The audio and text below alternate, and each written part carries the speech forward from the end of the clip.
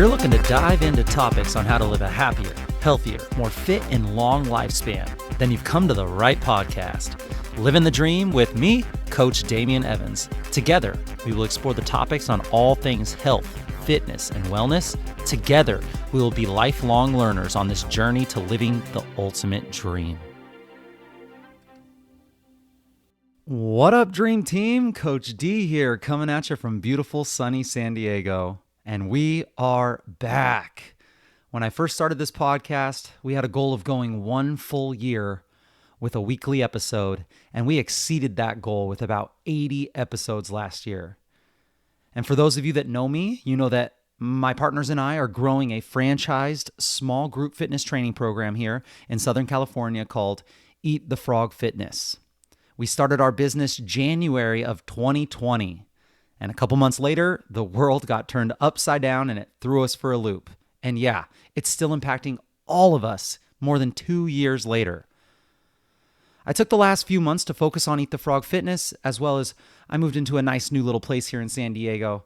But now, after a little break, we are ready to rock and offer you, the Livin the Dream Team listeners, some health, fitness, and wellness content. This is going to assist you in living your dream life that you deserve. We're back, baby. We'll be moving on to a new single topic episode format called MEGAphone.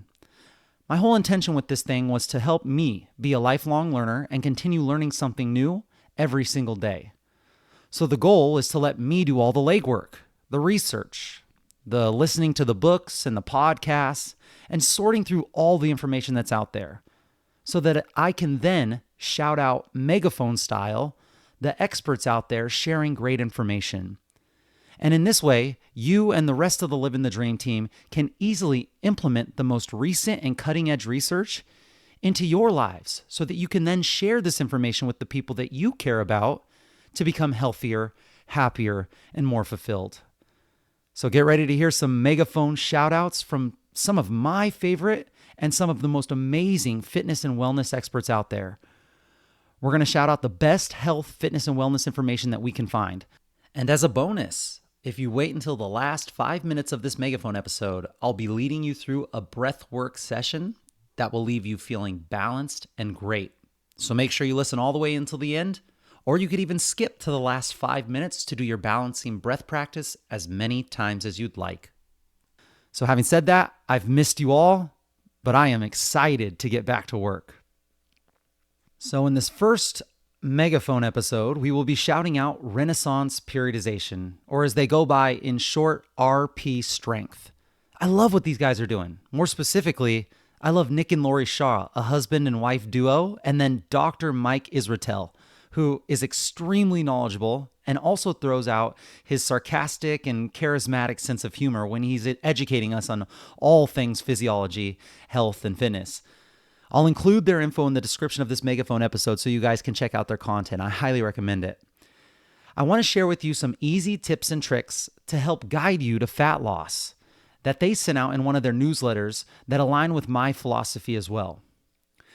So an estimated 45 million Americans go on diets each year. 45 million Americans go on a diet, meaning that they want to change their body composition in some way. But the majority of these fail or result in regained weight in the long term. And that can feel like the odds are stacked against you. The first thing many people do when contemplating a new fitness goal is to run a quick Google search, right? We all get on Google and we just go, Google, how do I lose weight the fastest? Which inevitably pulls up an overwhelming list of different diets.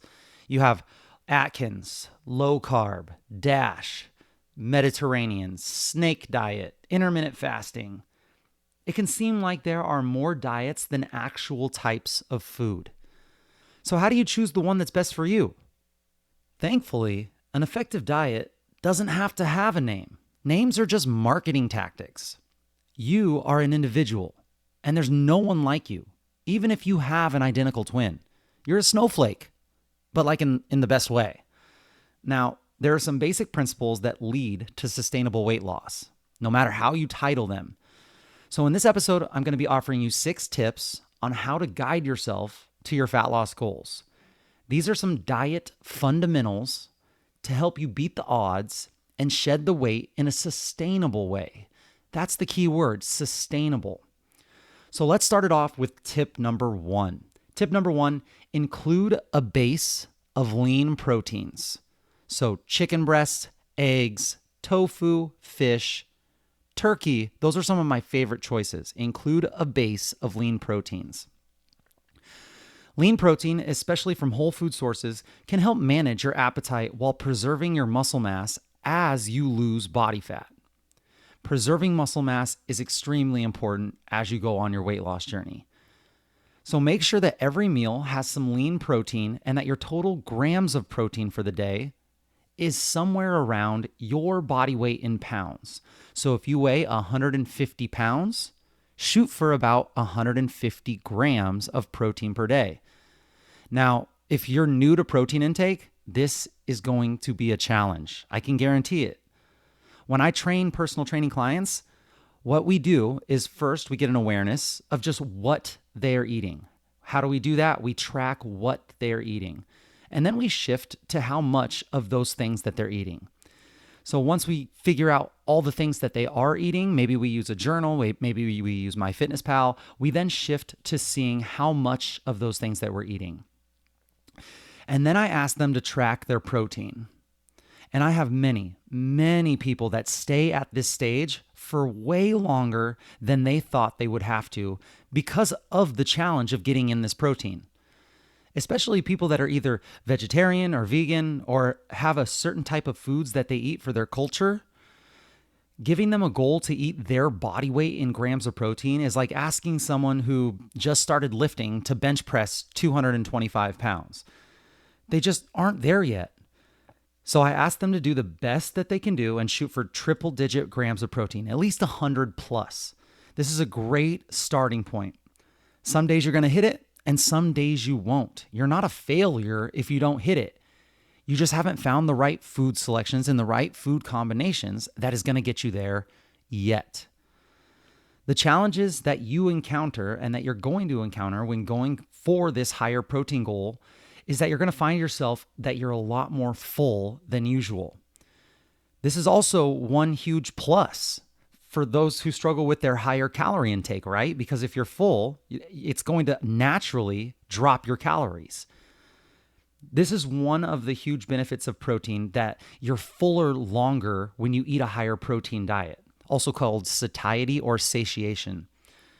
And another benefit of protein is that it takes more calories to break down and digest and absorb that gram of protein than, let's say, carbs or fats.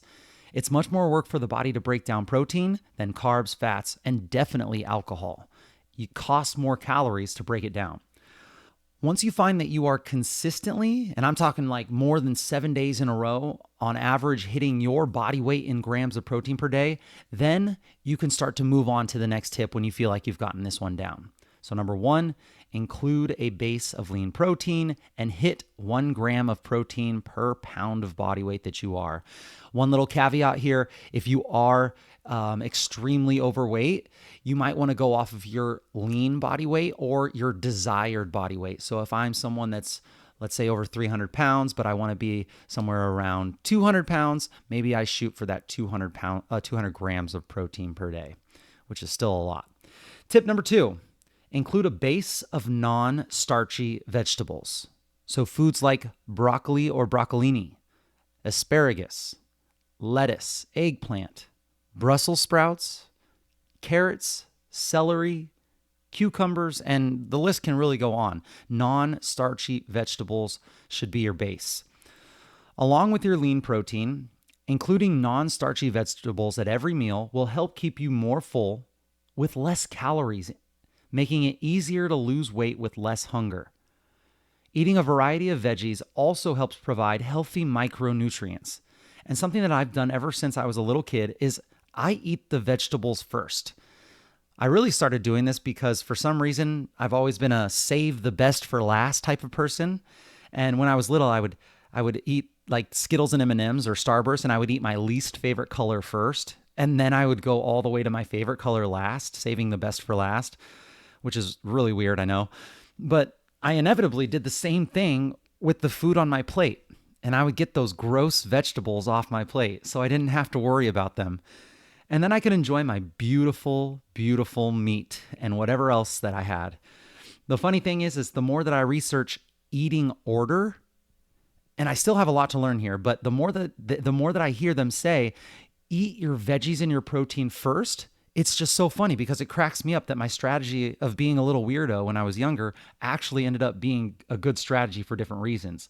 And I know you're asking, why does it matter what order I eat my food in? But you want to avoid eating your high glycemic carbohydrates like bread, pasta, smoothies, fruits, all of those carbohydrates that are so easily digestible and absent of fiber. There's a reason why restaurants bring you bread or chips and salsa before your meals. Because when you do that and you eat that type of food first, you get a spike in insulin, which preps the body to consume and indulge. You can have these things. It's not that big of a deal if it fits your calorie budget, of course, but try not to eat those things first.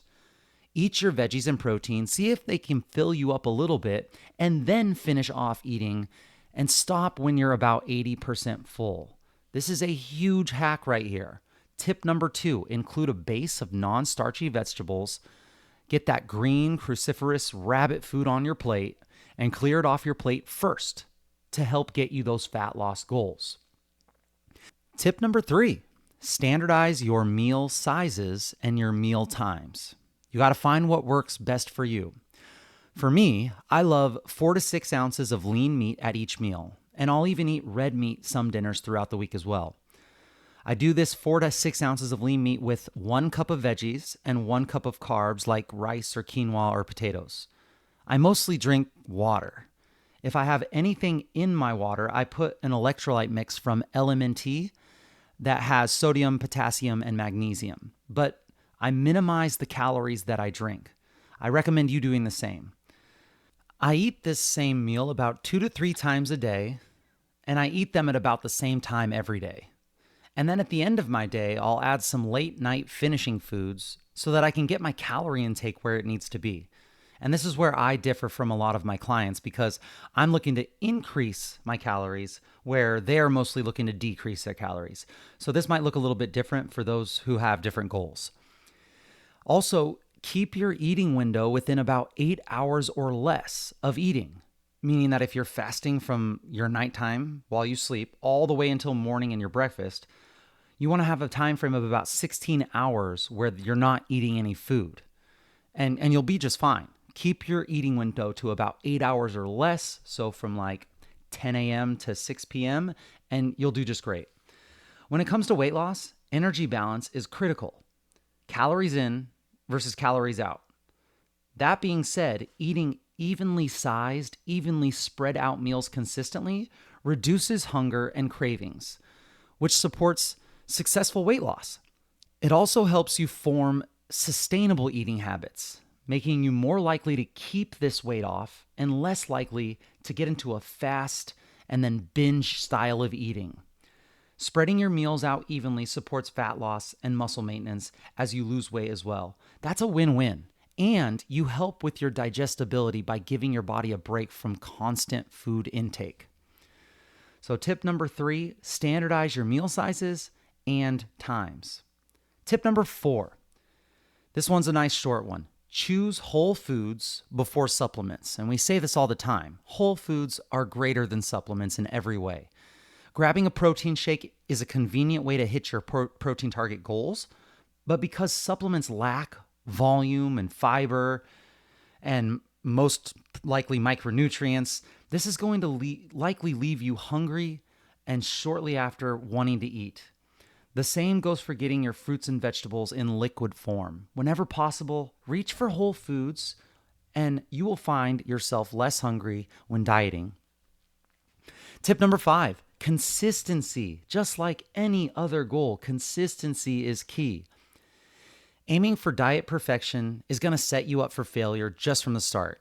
It's important to remember that consistency is much more important than perfection. There is no such thing as a perfect diet or a perfect dieter. We are all humans living really complex lives, And there will always be obstacles, events, things that are taking us away from our goals. Have a plan A and a plan B for your diet. Be as consistent as possible and don't sweat the small stuff.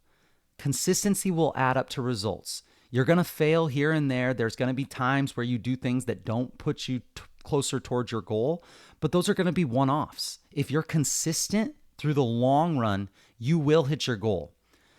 Remember, hitting 80% adherence every day for 2 months is much better than completing 1 month of 100% diet adherence and then completely falling off the wagon because it was too strict. The thing is, most of us, we want that all or nothing mentality. We have that all or nothing mentality when we start something and we're really motivated. I see it almost every single month. I have clients that are so freaking dialed in. They're like laser focused, 100% compliance. And then after about 2 to 4 weeks, it becomes this thing where they can't sustain this challenging effort. They hit one day of obstacles. Maybe it's a work event. Maybe they have a kid's party. Maybe they went to a music festival with friends. Whatever it is, that one event, it then throws them off the compliance cliff. And they go all the way to zero compliance. And in 1 week, derail all the hard work that they did in that month. And then they feel like they have to start all the way back over. And they go back to that 100%. And a few weeks later, it's like Groundhog's Day.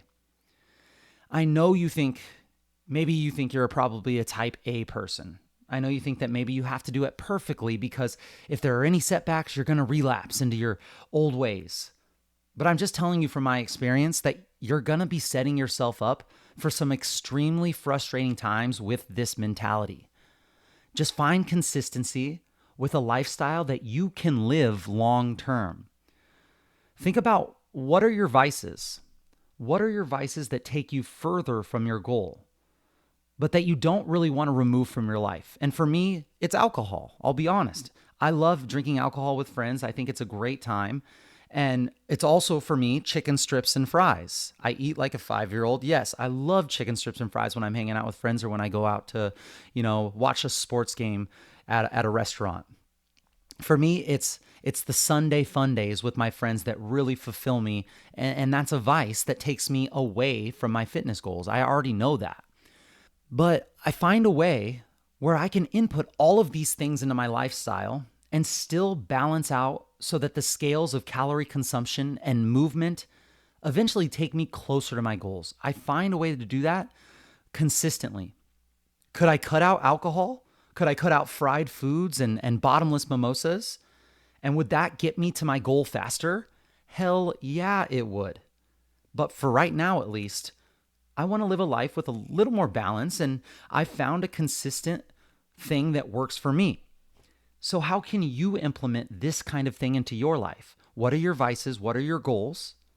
And how can you put these two things together so that long-term consistency over your short-term intensity can find the results that you want? It'll get you there, and it will keep you there. Consistency is the key. And the final tip to guide you to fat loss, tip number 6, add resistance training to your routine.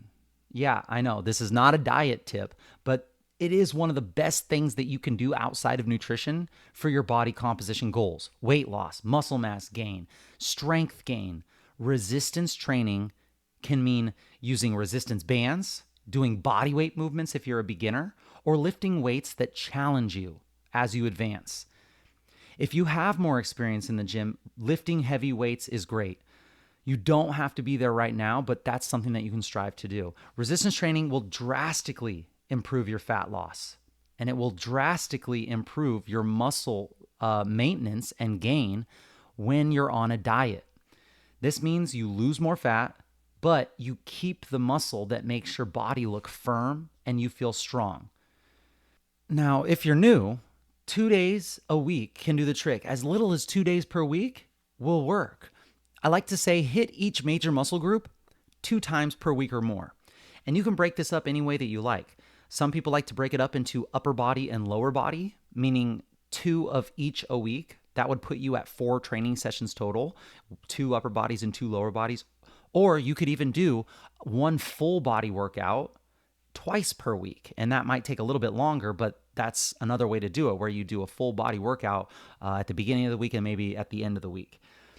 You could also add in some things like hill climbing movements on your day off. Hills are a secret that I'll share a little bit more about later.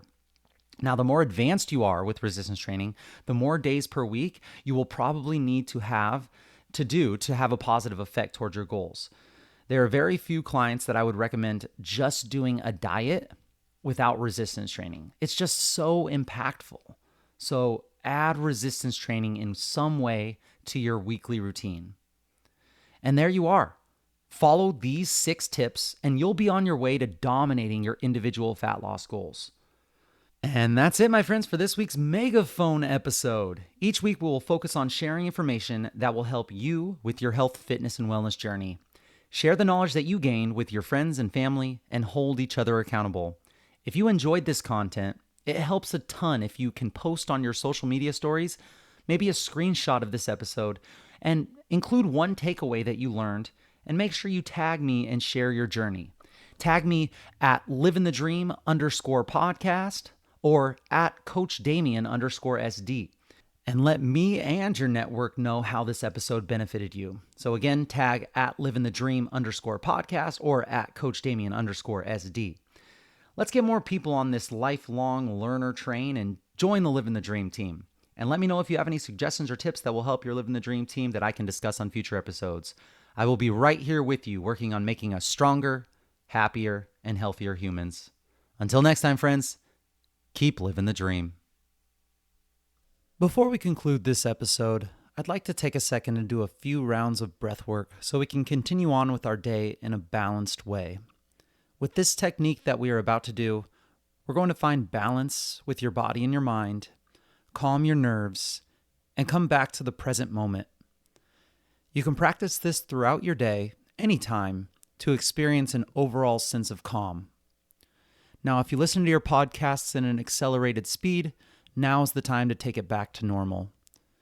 You can do this breath work anywhere, and I prefer to do it with my eyes closed personally, but if you're driving or doing something where that isn't an option, feel free to do this in whatever way fits your current situation best. We're going to do 5 rounds of equal balanced breathing. We will inhale for a count of 4 deeply through your nose to fill your belly with air. And for this particular inhale, if you were to make a surprise gasping sound with your mouth like this, but much slower and deeper,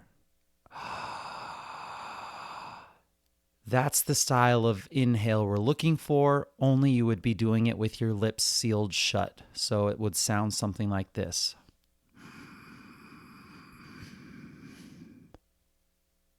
Then after our inhale, we will pause for a count of 2 and rest at the top of that inhale.